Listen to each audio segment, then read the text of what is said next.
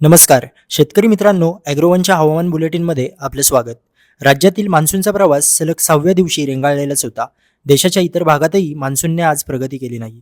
पुढील 5 दिवसांमध्ये राज्यातील अनेक भागात पावसाचा तर काही भागात उष्णतेच्या लाटेचा अंदाज देण्यात आला आहे.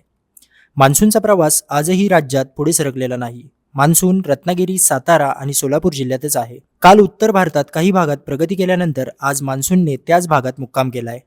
मान्सूनची सीमा आजही महाराष्ट्रातील हरणे, सोलापूर, तर हैदराबाद, तेलंगणातील भद्रारी, कोठागुडम आणि आंध्र प्रदेशातील कलिंगापट्टणम, ओडिशातील पारादीप आणि बारीपाडा, पश्चिम बंगालमधील पुरुलिया, झारखंडमधील धनबाद आणि बिहारमधील मुझफ्फरपूर भागात होती. देशातील काही भागात मान्सूनच्या वाटचालीसाठी पोषक हवामान आहे. पुढील 2 ते 3 दिवसांमध्ये मान्सून कर्नाटक, तेलंगणा, आंध्र प्रदेशचा उरलेला भाग व्यापण्याची शक्यता आहे.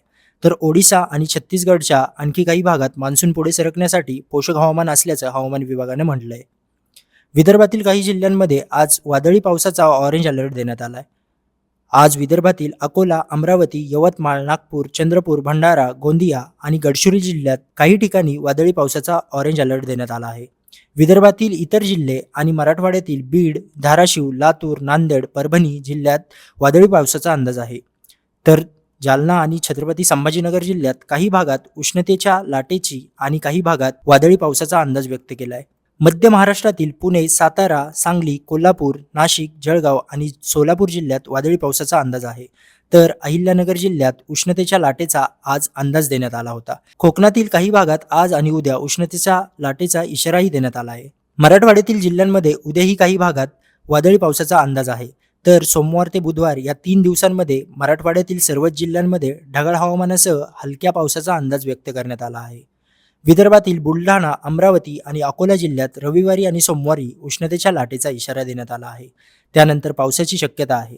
तर विदर्भातील इतर जिल्ह्यांमध्ये पुढील 4 दिवस वादळी पावसाची शक्यता आहे.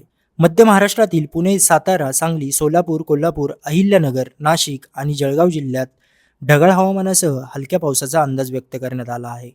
कोकणातील पालघर आणि ठाणे जिल्ह्यातील पुढील 2 दिवस उष्ण आणि दमट हवामानाचा, तर त्यानंतर 3 दिवस या परिस्थितीसह वादळी पावसाचाही अंदाज व्यक्त करण्यात आला आहे.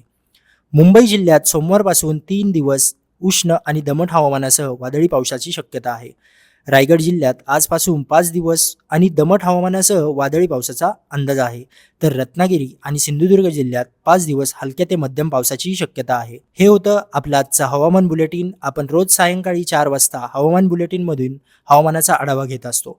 त्यासाठी ॲग्रोवनच्या चॅनलला सबस्क्राईब करा आणि जास्तीत जास्त शेतकऱ्यांपर्यंत हे हवामान बुलेटिन पोहोचवण्यासाठी लाईक आणि शेअर करायला विसरू नका.